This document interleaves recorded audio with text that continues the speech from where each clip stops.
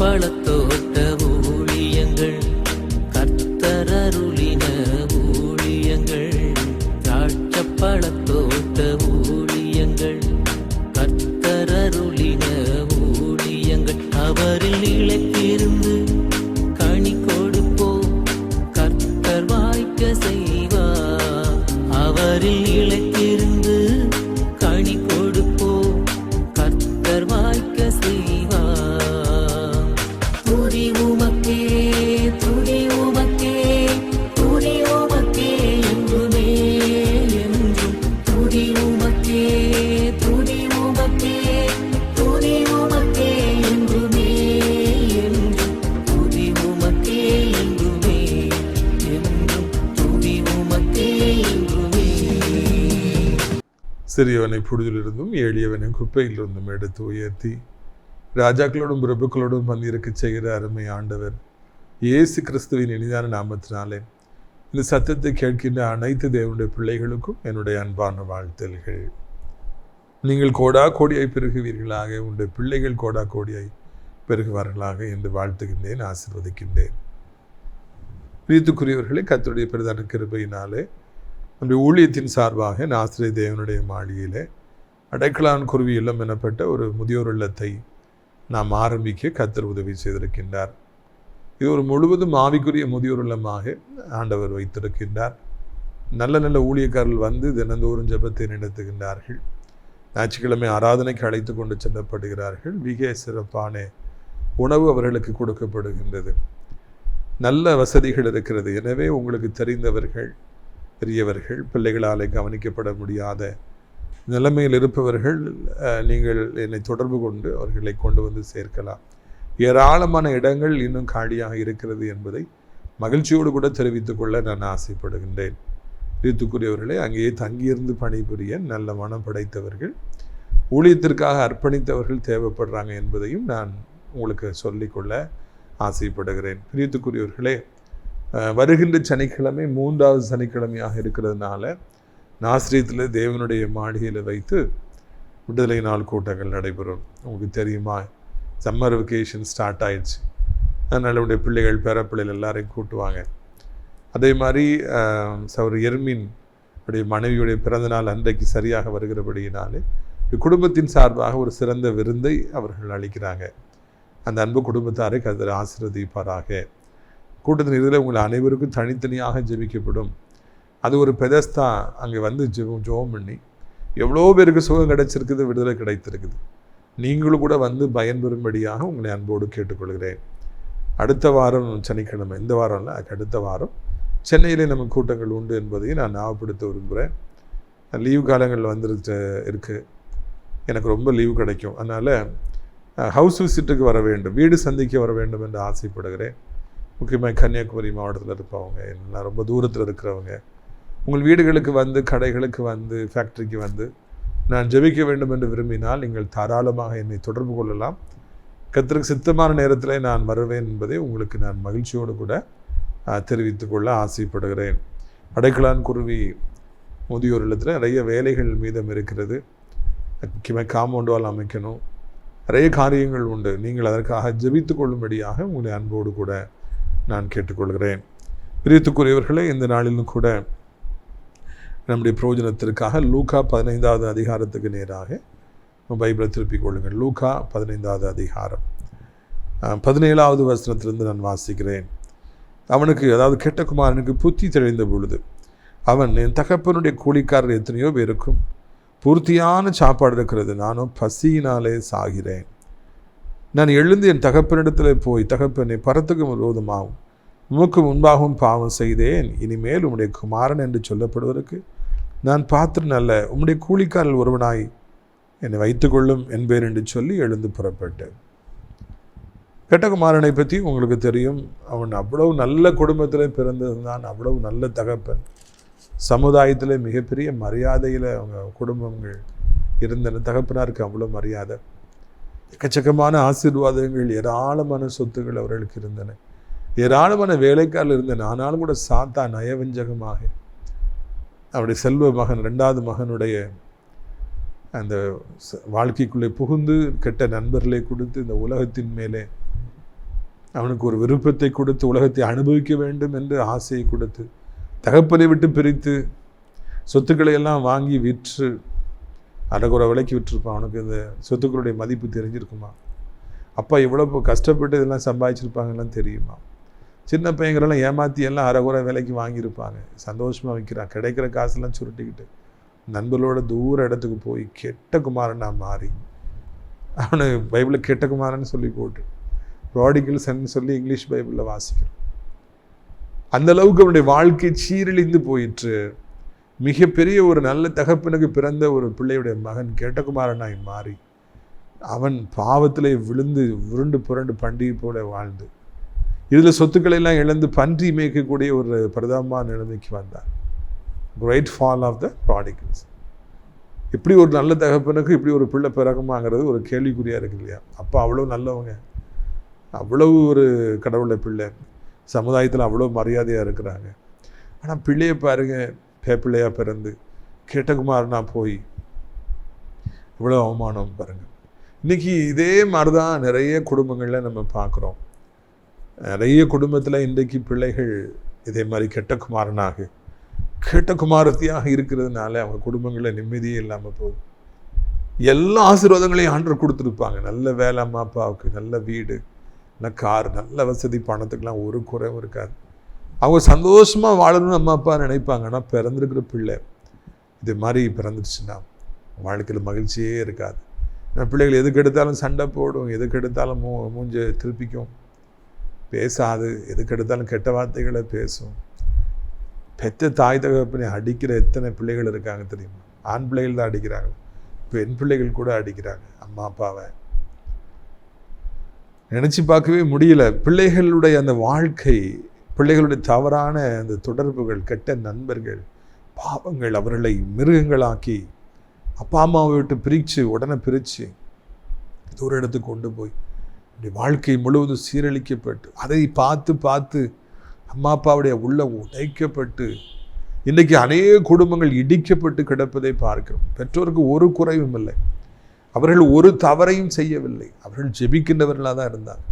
கஷ்டப்பட்டு உழைச்சி சம்பாதிச்ச பணங்களால் இன்றைக்கி நல்லா இருக்காங்க. ஆனால் பிள்ளைகளுடைய வாழ்க்கை தாறுமாறாக இருப்பதை காண்கிறோம்.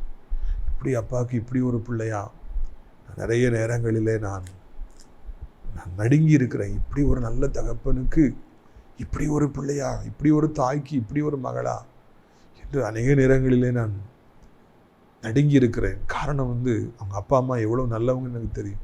ஆனால் பிள்ளைங்க இன்னைக்கு எவ்வளோ கேடுகட்டு போயிருக்கிறாங்கன்னு சொல்லிட்டு சாத்தான் இன்றைக்கு அநேக குடும்பங்களை இடித்து போடுவதற்கு அவன் பிள்ளைகளை தெரிந்து கொள்ளுகிறான், அவர்களை கெடுக்கின்றான், கெட்ட நண்பர்களை அனுப்புகின்றான், போதை போன்ற வழக்கங்களை பழக்கங்களை கற்றுக் கொடுத்து அந்த பழக்கங்களுக்கு அந்த பிள்ளைகளை அடிமையாக்குகிறான். அம்மா அப்பானாலே வெறுப்பு, அம்மா அப்பானாலே அவங்கள்ட்ட சண்டை போடணும், பேசக்கூடாது, எடுத்தெறிஞ்சு பேசணும், கட்டுப்பாடற்ற தாறுமாறான ஒரு வாழ்க்கையை வாழணும், வாழ்க்கையை அனுபவிக்கணும், இதுதான் அது அனுபவிப்பு சரியான வயது என்று அவர்கள் நினைத்து கெட்டு போய் சோரம் போய் இன்னைக்கு வாழ்கிறாங்க. அதை பார்த்து கண்ணீர் வடிக்கிற எத்தனையோ பெற்றோர்களை இந்த நாளிலே நாம் கண்ணீரோடு நினைக்கிறேன். என் பிள்ளை மனம் திரும்ப மாட்டானா ஐயா, என் மகள் திருந்த மாட்டாளா ஐயா, அவனுக்காக ஜெபிக்க மாட்டீங்களா என்று கண்ணீரோடு ஜெபிக்கிற எத்தனையோ பேரை நான் காண்கிறோம். ஜெபம் பண்ணுங்க பிரதர், அப்படி பாஸ்டர் ஜெபம் பண்ணுங்க பாஸ்டர்ன்னு சொல்கிறோம். எத்தனையோ பேர்களை பார்க்கிறோம். உங்களுடைய வீடுகளிலும் கூட அப்படிப்பட்ட பிள்ளைகள் இருக்கலாம், பேர பிள்ளைகள் இருக்கலாம். அது நிமித்தமாக மிகுந்த மன உளைச்சலோடு கூட நீங்கள் இருக்கலாம். அப்படிப்பட்ட ஒரு சூழ்நிலையில் தான் இந்த செய்தியை நீங்கள் கேட்டுக்கொண்டிருக்கலாம். ஒரு பெரிய பாரத்தோடு, பிள்ளையை குறித்த ஒரு பெரிய பாரத்தோடு கூட, ஒரு சுமையோடு கூட ஒருவேளை இந்த நாளில் செய்தியை நீங்கள் கேட்டுக்கொண்டிருக்கலாம். தற்செயலாய் கேட்டுக்கொண்டிருக்கலாம். என் பிள்ளை வாழ்க்கை இப்படி இருக்குதே, என் மகன் வாழ்க்கை இப்படி இருக்குது, அவன் நாசமாக போயிடுவானோ, என் பிள்ளை அழிஞ்சு போயிடுவாளோ, என் குடும்பமே இல்லாமல் போயிருமோ, இடிஞ்சு போயிருமோங்கிற ஒரு கவலையில் இந்த செய்தி கேட்டுட்ருக்கலாம். உங்களோடு நம்முடைய ஆண்டவர் இன்றைக்கு பேசுகிறார். உங்களோடு ஆண்டவர் இடைப்படுகிறார். கெட்ட குமாரனுக்கு ஒரு நாள் புத்தி தெளிந்தது என்று தான் காண்கிறோம். தொடர்ந்து பிரச்சனையாக வருது, ஃப்ரெண்ட்ஸ் ஓடிடுறாங்க, சேர்த்து வச்ச பணம் எல்லாம், வித்து கிடச்ச பணம் எல்லாம் போயிடுது, தங்கிறதுக்கு லாட்ஜில் இப்போ இடம் இல்லை, காசு கொடுத்தா தானே தங்க வச்சுருப்பாங்க, சாப்பாடு கொடுப்பாங்க. ஒருத்தரும் இல்லை. கண்ணை கட்டி காட்டில் விட்டது மாதிரி இருக்குது. சம்பாதிக்கணுங்கிற அவசியமே அவருக்கு இருந்ததில்லை. இப்போ போய் ஒருத்தர் போய் வேலை கேட்டு வேலையை ஒருத்தர் கொடுக்க மாட்டேங்கிறாங்க. நாட்டில் பஞ்சம், சாப்பாட்டுக்கு வழி இல்லை. ஒரு ஏழை ஒரு குடியானவன்ட்ட போய் வேலை செஞ்சால் பண்ணி மேய்க்க போன்னு அனுப்புகிறாங்க. எவ்வளோ கஷ்டம். அந்த பண்ணி சாப்பிட்ற தவிட்ட சாப்பிடுறதுக்கு ஆசைப்பட்டால் கூட கிடைக்கல. தொடர்ச்சியாக எவ்வளோ கஷ்டம் வந்துச்சு. ஆனால் அப்பாவை ஞாபகம் அந்த பையனுக்கு வரவே இல்லை. நான் ரொம்ப ஆச்சரியப்படுவேன். இவ்வளோ கஷ்டம் வரும்போது முதல்ல அப்பாட்ட ஓடி வந்திருக்கலாம். அவனுக்கு அப்பா ஞாபகமே இல்லை. புத்தி மழுங்கி போச்சு. நமக்கு இவ்வளோ ஒரு அப்பா, அன்பான அப்பா உண்டுங்கிறதே அவனுக்கு தெரியவே இல்லை. பல கஷ்டங்களை படுறான். இந்த உலகம் என்னங்கிறது அவனுக்கு அப்போ தான் புரியுது. பணத்துடைய மரியாதை அப்போ தான் அவனுக்கு தெரியுது. நண்பர்கள் எவ்வளவு பொய்யானவர்கள் என்பது அப்பொழுதுதான் அவனுக்கு தெரியுது. இந்த உலக வாழ்க்கையில் அப்பாவுடைய அன்பு எவ்வளோ விலையேற பெற்றதுன்னு அப்போ தான் அவனுக்கு தெரியுது. புத்தி தெளியுது. புத்தி தெளிந்த பொழுது நீங்கள் இதை மறந்துடாதீங்க.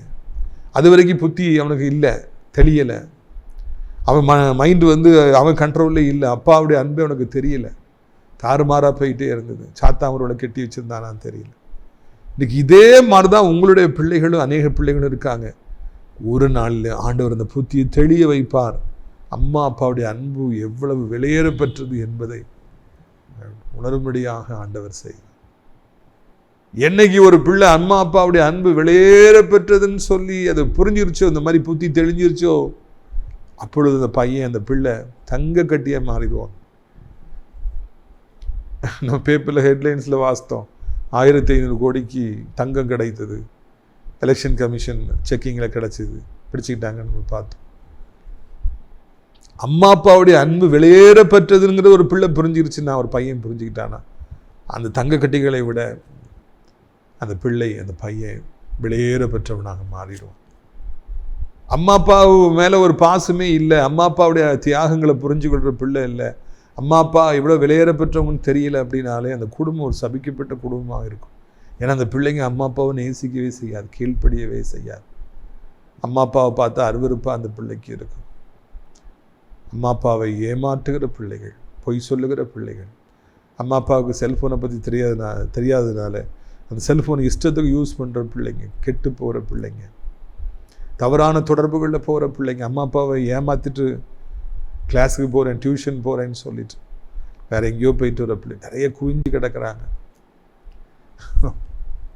போன வர மாத்தாண்டத்துக்கு ஊழியத்துக்கு போகும்போது ஒரு காட்சி என்னை மிகவும் அதிர்ச்சி அடைய வைத்தது.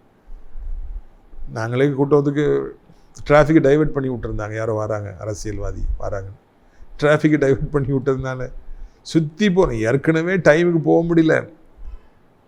ஏன்னா நம்ம புதுசாக ஊழியத்துக்கு நம்ம வாங்கியிருக்கிற அடைக்கலான் குருவி, முதியோர் இல்லத்துக்கு வாங்கியிருக்கிற அந்த லோடு ஆட்டோவுக்கு ஃபாஸ்டாக் இல்லை, அதுக்கு வாங்கி ஃபஸ்ட் டைம்ங்கிறதுனால அதுக்கு டைம் ஆகி ரிஜிஸ்டர் பண்ணி போயிட்டுருக்கோம். சுற்றி விட்டாங்க. அப்போது இறைவா டைமுக்குள்ளே போகணுமே. கால் 4:30 கிளம்புனது, ஆயத்தமானது. ரொம்ப லேட் ஆயிடுச்சு. போயிட்டு கடைசியில் மெயின் ரோட்டுக்கு மாத்தாண்டத்துக்கு இன்னும் ஒரு 15 கிலோமீட்டர் தான் இருக்குது. திடீர்னு சோன்னு சொல்லி பைக்லாம் நம்ம காரை வேகமாக முந்திட்டு போகுது. நாமளே ரொம்ப ஃபாஸ்ட்டாக போகிறோம். ஆனால் அதை விட வேகமாக ஒரு 5-6 பைக்கு முந்திட்டு போச்சு. இவங்களாம் யார் அப்படின்னு சொல்லி பார்த்தா எல்லாம் யங்ஸ்டர்ஸ் வேகமாக பைக்கில் போய் முந்திட்டு போகிறது சாதாரணமான ஒரு காட்சி தான். அதில் ரொம்ப ஆச்சரியப்பட வைத்தது என்னென்னா, எல்லா பாய்ஸும் ஓட்டுறாங்க, பின்னால் கேர்ள் ஃப்ரெண்ட்ஸ் உட்காந்துருக்காங்க. நிச்சயமாக திருமணமானவர்கள் அல்ல, நிச்சயமாக அண்ணன் தங்கச்சி இல்லை, காதலர்கள், பாய் ஃப்ரெண்ட்ஸ், கேர்ள் ஃப்ரெண்ட்ஸு. வீட்டில் என்ன சொல்லிட்டு வந்தாங்க, அம்மா அப்பாவை எப்படி ஏமாற்றிட்டு வந்தாங்க தெரியல. ரோட்டில் இப்படி ஒரு பையன் பின்னால் உட்காந்துட்டு போனால் வீட்டு மானம் காற்றுல பறக்குமே, யாராவது பார்த்தா என்ன நினைப்பாங்க? கவலையே இல்லை.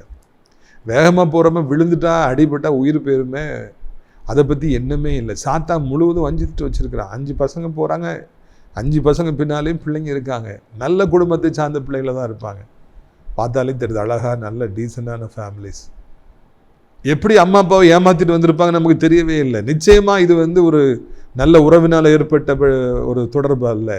வேகமாக வந்துட்டு போகிறாங்க. அதில் என்னை அதிர்ச்சி அடைய வைத்தது, 4 பையங்க பைக்கை விட்டு போகிறாங்க, 4 கேர்ள் ஃப்ரெண்ட்ஸ் பின்னால் உட்காந்துருக்காங்க. ஒரு பைக்கை ஒரு கேர்ள் ஓட்டுறான்.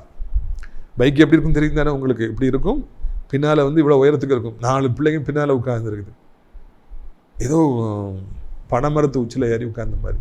விழுந்தால் பிழைக்கிறதுக்கு சான்ஸே கிடையாது. இப்போ வர்ற பைக் எல்லாமே பின்னால் இப்படி தான் இருக்கும். இல்லை ஏறி உட்காந்து வேகமாக போகும்போது விழுந்தால் பிழைக்கிறதுக்கு வாய்ப்பே கிடையாது. அது நம்ம முதல்ல தெரிஞ்சுக்கிட்டு அந்த பைக்கில் ஏறி உட்காரணும். ஒரு பைக்கில் பையன் பின்னால் உட்காந்துருக்கிறான், ஒரு பொண்ணு ஓட்டுது.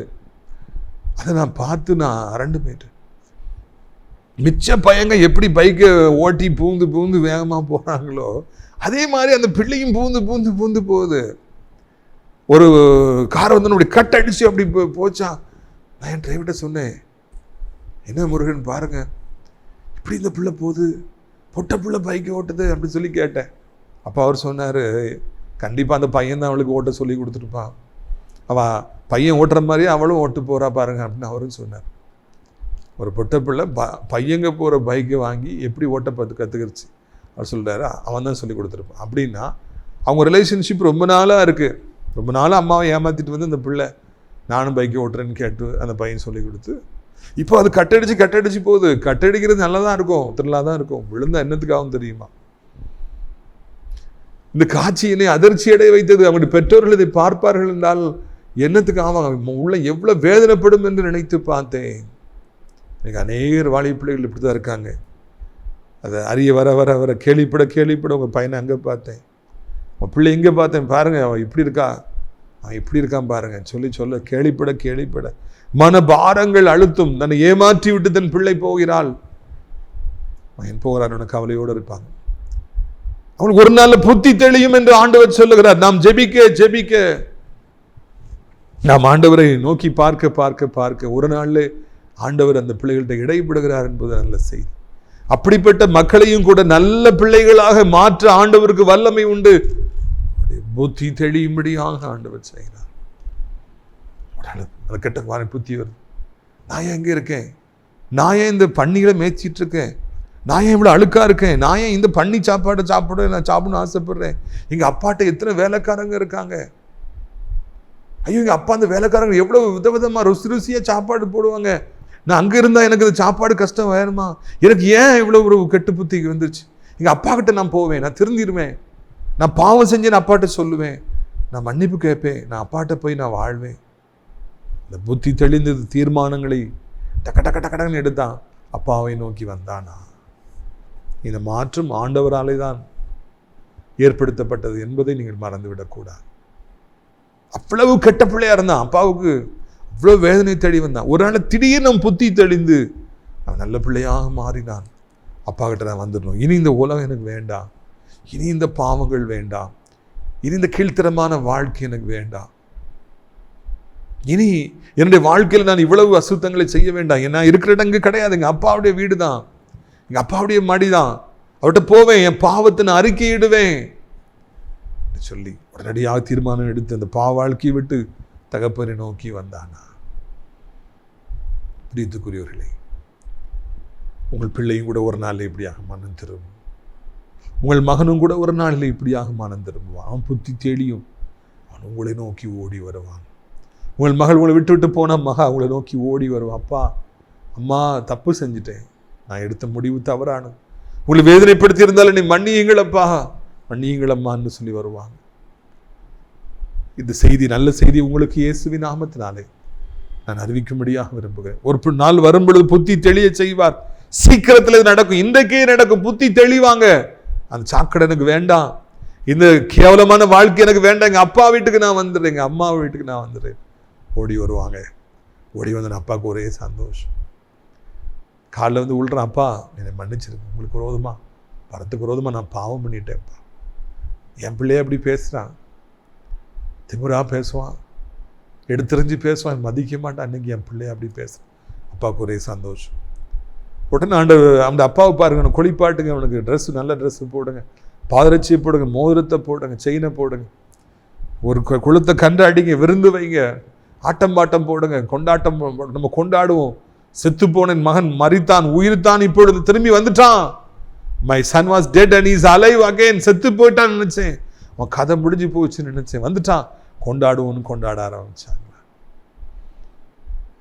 அந்த அப்பா வந்து இந்த மகன் மறிச்சிட்டான்னு நினைச்சேன், என் மகன் திரும்ப வந்துட்டான், என் பிள்ளை திரும்ப வந்துட்டான் யா சொல்லி சந்தோஷமா கொண்டாட. ஒரு தகப்பனுடைய உள்ளம் பிள்ளையுடைய வாழ்வில் ஏற்படுகிற மனமாற்றத்தை பார்த்து, அவன் திரும்பி வருகிறதை பார்த்து, திருந்தி வருகிறதை பார்த்து எவ்வளவு சந்தோஷப்படுது பார்த்தீங்களா? அது ஒரு தகப்பனுக்கு தாங்க அது புரியும். இதை போல பிள்ளைகள் திருந்தி வருகிற பொழுது அந்த பெற்றோருடைய உள்ளம் எவ்வளவு சந்தோஷப்படுது. Happy ஆயிடுறப்பா. My son was dead. He's alive again. Come, let us celebrate. பெரிய கொண்டாட்டத்தை வச்சிருக்காரு. என் மகன் இஸ் பேக். அவன் திரும்பி வந்துட்டான். என் மகன் மனம் திரும்பிட்டான். என் மகன் நல்ல பிள்ளை ஆயிட்டான். அதை எல்லாருக்கும் நான் தெரியப்படுத்துவேன் என்று சந்தோஷமாக கொண்டாடினாரா. ஒரு பாவி மனம் திரும்புகிற பொழுது அவன் நிமித்தமாக பரலோக வீட்டிலே, பரலோக தகப்பனுடைய வீட்டிலே, தூதர்கள் மத்தியிலே ஒரு மிகுந்த பெரிய சந்தோஷம் உண்டாகும் என்று நாம் வாசிக்கிறோம். பாவத்தில் கிடைக்காத சந்தோஷம் மனம் திரும்புகிற பொழுது, தகப்பன்ட்ட வரும் பொழுது பரலோகத்தில் ஒரு பெரிய சந்தோஷம் வருகிறது என்று நான் காண்கிறோம். கடைசியாக பாருங்கள், 28:29. அப்பொழுது அவன் கோபமடைந்து உள்ளே போக மனதில்லாதிருந்தான். தகப்பனும் வெளியே வந்து அவனை வருந்தி அழைத்தான். அவன் தகப்பனுக்கு பிரதியுத்தரமாக, இதோ இத்தனை வருஷ காலமாய் நான் உமக்கு ஊழியம் செய்து ஒரு காலமுடைய கற்பனையை மீறாதிருந்தும் என் சிநேகிதரோடு நான் சந்தோஷமாக இருக்கும்படி நீர் ஒரு காலம் எனக்கு ஒரு ஆட்டுக்குட்டியை ஆகிலும் கொடுக்கவில்லை. வேசியத்தில் உம்முடைய ஆஸ்தியை அழித்து போட்ட உம்முடைய குமாரனாக இவன் வந்தவுடனே கொழுத்த கன்றை இவனுக்காக அடிப்பித்தீரே என்றார். தகப்பன், மகனே, நீ எப்பொழுதும் என்னோடு இருக்கிறாய். எனக்குள்ளே இருக்கிறது எல்லாம் உனக்குள்ளே தான் இருக்குது. உன் சகோதரனாக இவனோ மரித்தான், திரும்பவும் உயிர்த்தான், காணாமல் போனான், திரும்பவும் காணப்பட்டான். ஆனபடியினாலே நான் சந்தோஷப்பட்டு மகிழ்ச்சியாக இருக்க வேண்டுமே என்று சொன்னான். இதில் ஒரு வேதனையான சம்பவம் நடக்குது. எல்லாரும் ஹாப்பியாக இருக்காங்க, பரலோகமே சந்தோஷமாக இருக்கு. அண்ணங்காரனுக்கு சந்தோஷமே இல்லை. என் அப்பாவுக்கு புத்தியே கிடையாது. நான் கூடவே இருக்கிற எனக்காக ஒரு நாள் ஒரு கண்டுக்குட்டி அடித்ததில்லை, விருந்து வச்சதில்லை. அவன் வேஸ்திகள்கிட்ட போய் ஆஸ்தியை அழிச்சிட்டு வந்திருக்கான். அவனுக்காக கொண்டாட்டான். நான் வீட்டுக்குள்ளே வர மாட்டேன். அப்பா இவ்வளோ கூப்பிட்றாங்க, மகனே உள்ளவா. மூத்த குமாரன் வந்து உள்ளே வர மாட்டேன். அவனுக்கு சந்தோஷமே இல்லை, அவனுக்கு வெறுப்பாக இருக்குது. இன்னைக்கு நிறைய குடும்பங்களில் சகோதரருக்குள்ளே இது போல மனஸ்தாபங்கள், சகோதரிகளுக்குள்ளே இது போல மனஸ்தாபங்கள் இருப்பதை காண்கிறோம். அவன் என் வீட்டுக்குள்ளே இருந்தால் நான் வரவே மாட்டேன், அவள் இருந்தால் நான் என் தம்பி இருக்கா நான் வரமாட்டேன், அண்ணன் இருக்கா நான் வரமாட்டேன். சாத்தான் அவ்வளோ கசப்பை உண்டாக்குறான். ஒரு பெரிய சந்தோஷம் உண்டாகும்போது ஒரு பெரிய வேதனை உண்டாகுது. தம்பி பாவம் செஞ்சு வேசிகளோட்ட போய் கெட்ட நண்பர்கிட்ட போய் கெட்டு போய் ஒரு வேதனை வந்துச்சு. இப்போ அவன் மனம் திரும்பிட்டான். அண்ணங்காரன் இப்போ நான் உள்ளே வர மாட்டேன். மனக்கசப்பு, வைராக்கியம், எரிச்சல், கோபம். டேடி அழகாக அதை பெர்சுவேட் பண்ணுறாங்க. செத்து போனாப்பா உயிரோட வந்துட்டான், காணாமல் போனான், கண்டுபிடிக்கப்பட்டான். நம்ம கொண்டாடணும். ஏன்ட்ட நீ என் கூடயே இருக்கிற, எனக்கு இல்லது எல்லாம் உனக்கு தான்ப்பா, நீ உள்ளவா அப்படின்னு சொல்லி அப்பா கூப்பிட்டாரான். அந்த பெரிய பிள்ளை இப்படியாக கோபப்பட்டு நின்ற பொழுது தகப்பனார் ஃபிட்டிங் ஆன்சரை கொடுக்குறாரு. You know whatever I have is yours. என் கூட இருக்கிற எல்லாம் உனக்கு தான்ப்பா, ஆனால் அவன் செத்து போன உயிரோட வந்திருக்கிறானே, அதை கொண்டாட வேண்டாமா? இன்றைக்கி குடும்பங்களுக்குள்ளே சகோதரருக்குள்ளே ஒரே வெட்டுக்குத்து, சண்டை, போலீஸ் ஸ்டேஷன் கேஸ், அடிபிடி. இயேசு சமாதானக்காரனராக இருக்கிறார். இயேசு குடும்பங்களுக்குள்ளே ஒற்றுமையை கொண்டு வருவராக இருக்கிறார். கசப்புகளை எடுத்து போடுகிறவராக இருக்கிறார். ஆண்டவர் சகோதரர்களை காணப்படுகிற அந்த மனஸ்தாபங்களை உடைத்து போடுறவர் இருக்கிறார். அவருக்கு பிடிக்கவே இல்லைங்க. நீங்கள் ஒரு காலம் இந்த மூத்த குமாரனை போல கோவப்படுறவரானா, வீட்டுக்குள்ளே வர மாட்டேன், மூஞ்சிலே முழிக்க மாட்டேன், சாப்பிடவே மாட்டேன், கை நினைக்கவே மாட்டேன், வேண்டாம்.